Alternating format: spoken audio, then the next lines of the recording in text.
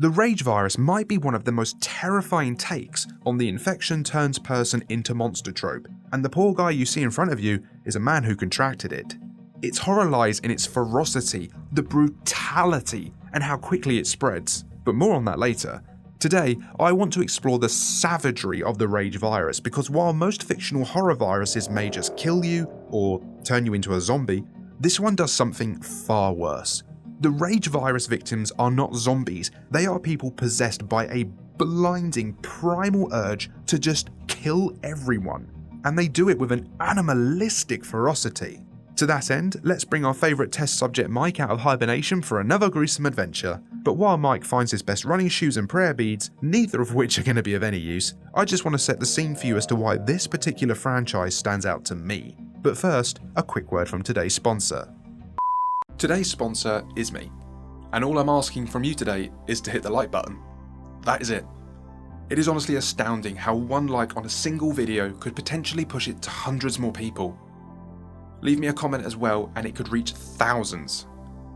Thank you for supporting the growth of this channel, and let's get back to the video. Alright, everyone gather around the campfire, story time. I was but 10 years old when I watched 28 Weeks Later at a friend's house after a few rounds of Modern Warfare 2, the OG, not the remake, and some 2-for-1 dominoes. Times were better. We skipped the first film, ignored the age rating, and hit play.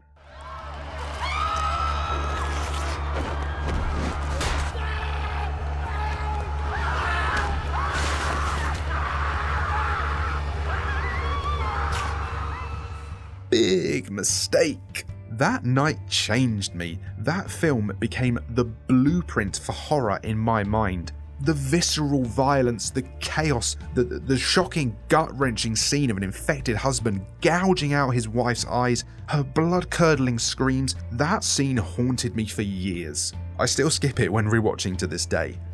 Something changed in little Connor's brain during that film. That was his butterfly effect. I walked home later that evening a changed man. Well, changed boy. So yeah, this film fucked me up. Let's be real though, if I watched it for the first time now, it probably wouldn't faze me, but because I was 10, it absolutely scarred my tiny child brain.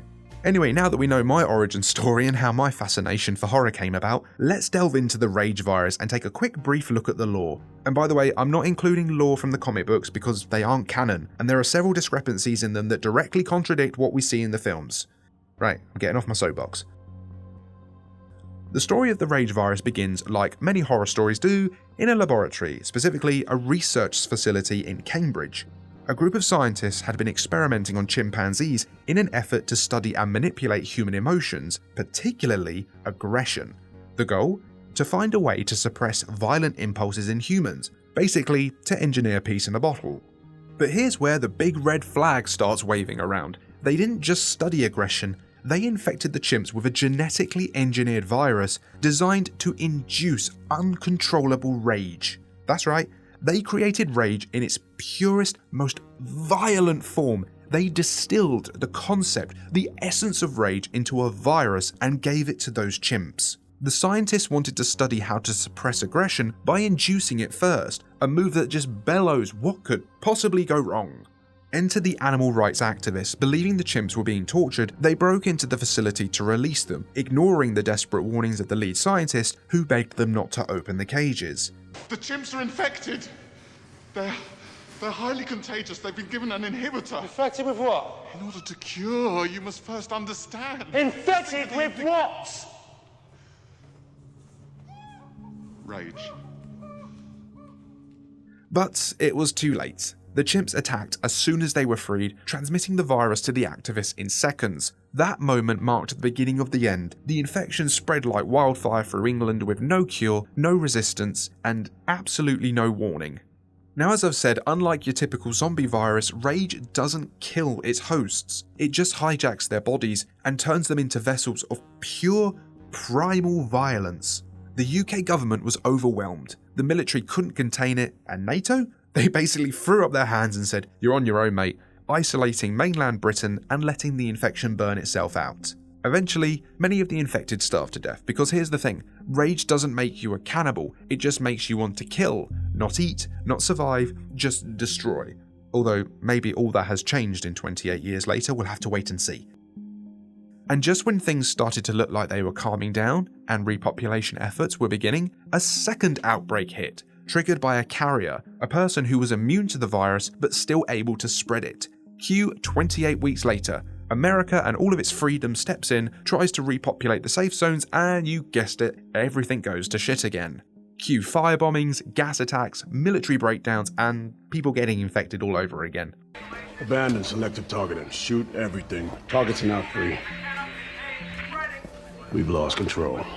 And that brings us to the final shot of 28 weeks later. Paris. Infected sprinting through the metro, the virus has made it to mainland Europe. Well, that is what we see at the end of 28 weeks later, but that might have been walked back now, because as I'm writing this, 28 years later is only weeks away, and from what I've seen, it looks like the virus has evolved now. Into what? No doubt something equally horrifying, but we'll have to wait and see. But either one, I'm very excited. But it does seem to take place in the UK still, and I've seen a lot of discourse and speculation about whether it went global, and nothing has yet been confirmed or denied from what I can see, so we will just have to wait for the film for more information. Now that is where I'm calling time on the lore, but there are a lot more in-depth videos out there if you want more lore breakdowns, but moving on, let's take a look at this horrific virus. So, the Rage virus, it is a virulent, blood-borne virus that sends its victims into a state of extreme rage. I think the word rage isn't even the right word. The right word doesn't exist, we need a new word. It is red. Pure, unapologetic, unfiltered, unrelenting red rage. Not anger, not even fury, just raw fucking red. It just makes its victims so hate-filled, so angry, so hell-bent on hurting people. It is primal rage beyond compare. And even describing it as contagious is barely even the right word. It's instant. A drop of blood, a spray of vomit, game over. And the amount of time it takes to turn a person is proportional to how much infected fluid you are exposed to. If an infected vomits up blood onto your face and it goes all in your mouth, your eyes, your nose, you're done. We're talking merely a few seconds. Maybe. A single drop in your eye, like what happened to the dad in the first film, might give you a few more seconds, but seconds is all you get. This virus acts fast, like the zombie virus in World War Z, but so much more violent. Once the virus is in the system, it doesn't waste any time. It spreads and replicates throughout the body, causing excruciating muscle spasms and a burning sensation.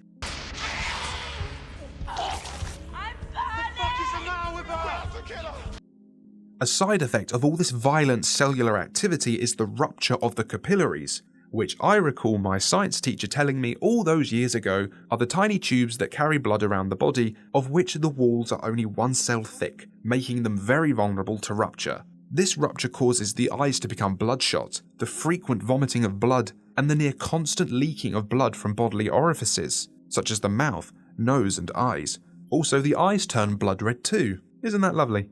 As with most viruses, a very small group of people do possess a natural immunity to the virus, but will act as carriers. They don't show any of the infectious traits, except typically maybe discoloured eyes, but other than that, they're okay.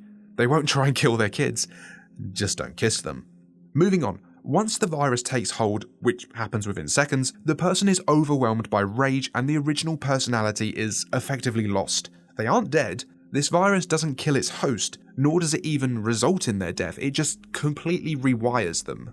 The rage virus puts its victims into a permanent state of murderous rage, with no higher purpose than to kill everyone who is not also infected. The sight of anyone not infected will cause the host to go completely apeshit, scientific term, charge them down and savagely kill them, unless the infection takes effect before the kill can conclude, and then they will be released and instead join the infected ranks.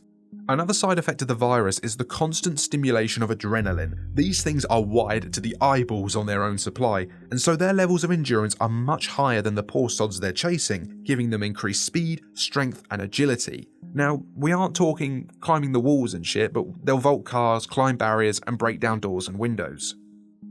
This trance-like state of hostile aggression, however, does not lend any bandwidth to self-preservation. In pursuit of their prey, they will ignore any and all risks to themselves. They'll charge into gunfire, nosedive off rooftops, get tangled in barbed wire, smash face first into walls, casually ignore helicopter blades, and then through sheer physical exhaustion eventually collapse and die of starvation, but they will remain violent until the end. As to how to beat the infection, there are only two ways really: kill the infected or wait it out. Purely from a vulnerability standpoint, these things aren't any more protected from lethal wounds than a normal human, so a big enough drop or a few well-placed gunshots will put them down. Alternatively, because these things don't eat, they only kill, and they have no sense of self-preservation, they will eventually die of starvation.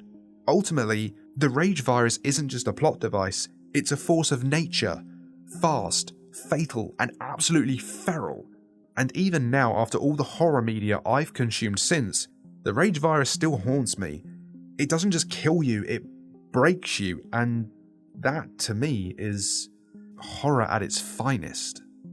You can thank Mike for his pain and suffering on Ko-Fi, and check out this video for another great story. Remember to leave a like and subscribe to support the channel, big up the patrons and channel members, and special thanks to Viger, Zehex, and Andre Bashert.